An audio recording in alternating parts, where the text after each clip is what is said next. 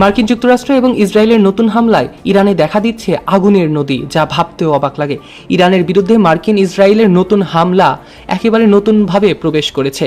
যুদ্ধের শুরু থেকে ইরানের বিভিন্ন সামরিক প্রতিষ্ঠানে এবং স্থাপনায় হামলা চালানোর পর প্রথমবারের মতো দেশের বিভিন্ন জ্বালানি সম্পদকে লক্ষ্য করে হামলা ছুড়ছে ইসরায়েল, যার মধ্যে তেহরানের জ্বালানি মজুত কেন্দ্রও রয়েছে।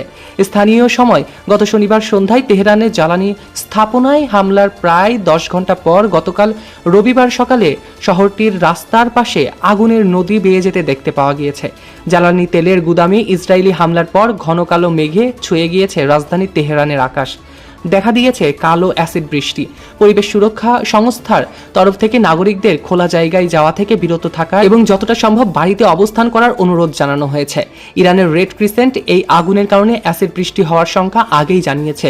এদিকে সৌদি আরবে একটি আবাসিক ভবনে ক্ষেপণাস্ত্র হামলার মাধ্যমে এরই মধ্যে এক বাংলাদেশি সহ 2 জন নিহত হওয়ার খবর পাওয়া গিয়েছে। আহত হয়েছে অন্তত 12 জন। এভাবে চলতে থাকলে মধ্যপ্রাচ্য থেকে পুরো বিশ্বে তৃতীয় ওয়ার্ল্ড ওয়ারও দেখতে পাওয়া যেতে পারে। সৈকত আহমেদ নূর, প্রতিধ্বনি নিউজ।